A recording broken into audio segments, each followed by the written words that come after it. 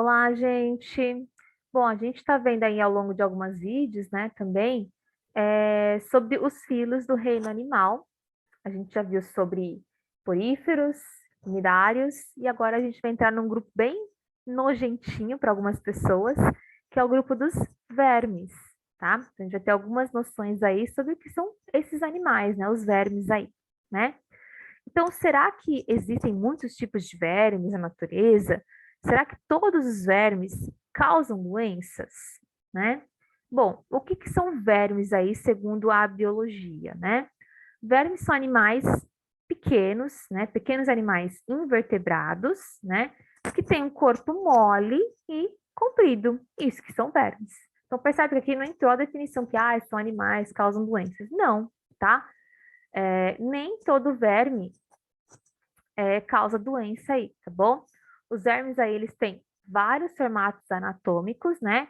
E por causa dessa diversidade, é usado como critério para classificar esses três grupos aí, tá? Eu tenho o grupo dos plateumintos, que são os vermes de corpo achatado, em forma de fita. Eu tenho o grupo dos vermes nemateumintos, que é o grupo de vermes que tem forma cilíndrica e na ponta, né, na pontinha, né, na extremidade desses vermes, eles são afilados, são fininhos, né?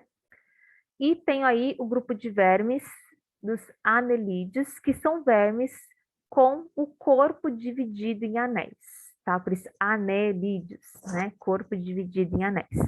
A gente vai ver a característica, né? As principais características de cada grupo desses vermes aqui, né? Antes de entrar aí, né, como eu falei para vocês, os vermes parasitas que veremos aí em alguns grupos causam as chamadas verminoses, tá? Mas tem vermes de vida livre, então tem vermes tanto que são parasitas, que causam as verminoses, quanto os vermes de vida livre. Aliás, eu tenho mais vermes de vida livre do que parasitas, tá? Que geralmente a gente foca mais nos parasitas porque tem relação muito com a saúde pública, esse tipo de coisa. Mas eu tenho mais vermes de vida livre do que vermes parasitas. Vermes causam verminoses, né? As verminoses, tá? Só ressaltando aí uma outra história, que elas podem acometer tanto humanos aí quanto outros animais também, tá? Bom, agora sim a gente vai conhecer a diversidade aí dos tipos de vermes aí, plateumintos, nematelmintos e anelídeos.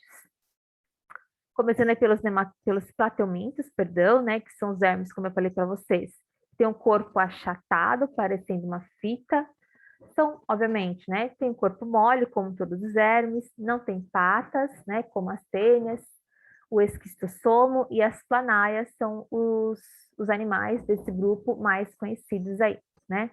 A planária aí, por exemplo, é um vermezinho de vida livre, a planária que é esse vermezinho que eu coloquei aqui no desenho embaixo, né? Os plateumintos, eles não têm sistema respiratório e nem circulatório, também não têm ânus, né? O sistema digestivo deles é incompleto, lembra? Né? Quando o animal não tem ânus, eu falo que o sistema digestivo dele é incompleto, tá? A mesma abertura que ele serve de boca serve aí para jogar os resíduos, né? Eles também possuem dois tipos de reprodução, tanto assexuada quanto sexuada, e alguns integrantes desse grupo causam verminoses em humanos. É o caso da tênia, que causa teníase, e do esquistossomo, que causa esquistossomose, tá? Aqui a planária, né, é muito comum a reprodução assexuada das planárias, né? Então é por bipartição, percebe, né? Uma planária, ela se divide em duas, por exemplo, tá? Assim acontece com as bactérias, né? Os plateumintos são classificados em três classes: a classe tubelária, que são os plateumintos aquáticos de vida livre, que é o caso aí da planária; os trematas, que são os plateumintos que causam parasitoses, e esses plateumintos que causam parasitoses têm ventosas para se fixar no hospedeiro, é o caso aí do esquistossomo, causador da esquistossomose; e tem a classe dos cestoda, que são parasitas que têm um corpo formado por segmentos, nesse caso aí, por exemplo, é o caso da tênia, causador da teníase, tá? Só comentando um pouquinho dessas duas doenças, né, a esquistossomose e a teníase. Esquistossomose, que a gente já viu lá em doenças via água, né, causada aí pelo esquistossomo, tem como hospedeiro intermediário um caramujo, né, do gênero Biophalaia. Esses caramujos vivem em lagoas e córregos, e o contato com essas lagoas é o local da infecção da verminose, né? As larvas do verme acabam penetrando na pele do indivíduo, e aí o indivíduo se contamina com o parasita, com o verme. No caso da teníase, que também é conhecida como solitária, né, porque cada pessoa é parecida por apenas um exemplar. Esses vermes aí, eles podem chegar aí até 3 metros de comprimento, 2 metros de comprimento, tá? E a infecção da teníase dá por carne de porco ou de boi mal passada ou crua, tá? O boi ou porco, portanto, são hospedeiros intermediários. Tem aí, né, 2 tipos de tênia, a tênia saginata, em que o boi é o hospedeiro intermediário, e a tênia solium, em que o porco é o hospedeiro intermediário. No caso, a tênia solium, ela pode causar uma outra doença, conhecida como cisticercose, que é quando o ovo da tênia atinge aí o sistema nervoso da pessoa, tá? Bom, os nemateumintos são vermes cilíndricos, né? Outro tipo de verme, outra categoria de verme. Esses casos são os vermes cilíndricos. Também não tem o corpo segmentado, tá? Esses vermes têm forma cilíndrica e o corpo não é segmentado. Aqui surge o ânus, né? Então, nos nemateumintos é que vai surgir o ânus, portanto, os nemateumintos já apresentam um sistema digestório completo, tem boca e ânus. Aí a gente vai começar a classificar agora os animais em se formou boca ou ânus primeiro, né? Se formou boca primeiro, protostômios. Se formou ânus primeiro, deuterostômios. No caso aqui dos nemateumintos, a boca se forma primeiro que o ânus, portanto, eles são protostômios, né? Existem alguns vermes parasitas de humanas, como a lombriga e o ancilóstomo, mas a maioria aqui desse grupo são aquáticos ou terrestres de vida livre, tá?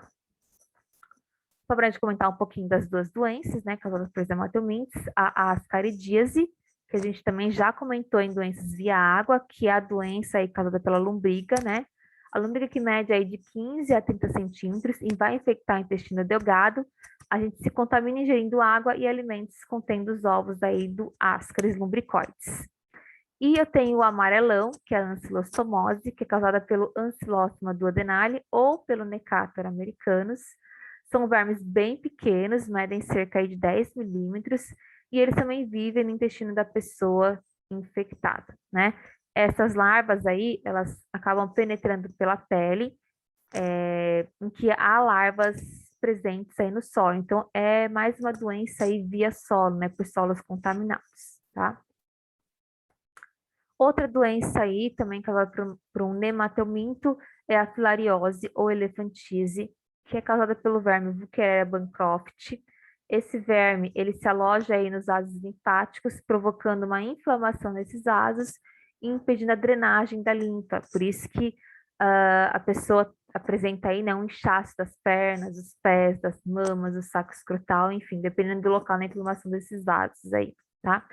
Ela tem um vetor, né? Esse verme tem um vetor, que é um mosquito do gênero Culex, tá? Tem também aí o bicho geográfico, que também é uma doença aí relacionada a solos contaminados, causada aí pelo verme Ancilostoma brasiliensis e parasita aí o intestino de cães e gatos, né? Esse verme aqui, ele acaba penetrando na pele humana acidentalmente, né? Eles não chegam a atingir a circulação, porque não é um verme que infecta especificamente humanos, né? A gente entra em contato com eles de forma sem querer, acidental mesmo, né? E essa larva aqui, ela provoca uma lesão de contorno irregular semelhante ao mapa, por isso aí bicho geográfico. Bom, o terceiro grupo de vermes aqui são os anelídeos, que são os vermes com corpo segmentado em anéis, por isso anelídeos, como as minhocas e as sanguessugas, tá? Esses vermes, na maioria das vezes, são vermes hermafroditas, ou seja, o mesmo indivíduo possui os dois sexos, com reprodução tanto sexuada quanto assexuada. Obviamente, né? São vermes que têm ânus, então desde que surgiu o ânus vai, né, se perdurar aí ao longo de todos os ciclos, tá? No caso aqui, a boca surgiu primeiro que o ânus, então são protostômios. Tem sistema excretor, olha só que legal. Então tem sistema para fazer excreção, né? Então é um par de nefrides por segmento. Nefrides que é a unidade funcional aí da excreção. Então em cada segmento da minhoca tem um parzinho de nefrides aí. Respiração é cutânea, pela pele, e o sistema nervoso também é um par de gânglios nervosos aí por anel, por segmento, tá? São classificadas em 3 classes, os oligoquetas, irudíneos e poliquetas. Essa classificação tem relação com o número de cerdas que esses animais vão possuir. Então, os oligoquetas têm poucas cerdas, e as cerdas são curtinhas. São animais hermafroditas, que geralmente são encontrados em ambientes terrestres úmidos ou aquáticos.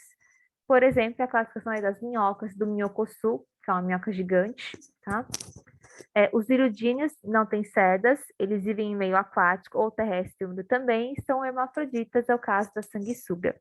E os poliquetas, que têm muitas cerdas, são, são anerídeos aquáticos, né? Um exemplo aí são os nereis, tá? Aqui é o minhocossu, que eu falei para vocês, né? Que é um bairro do minhocão. O minhocossu é muito comum aí em Minas Gerais. E tanto o minhocossu como as minhocas, né? São importantes aí para adubar o solo, né? Não sei se vocês já viram isso porque as minhocas, né, e o minhocossu também cavam grandes galerias aí, e essas grandes galerias permitem aí que o ar passe nesse solo, tá? A água, né, a ar, né, passe nesse solo, e ele fica um solo mais, digamos, com mais nutrientes aí, tá? Então, a gente para por aqui com relação a noções de vermes e até a próxima aula, pessoal.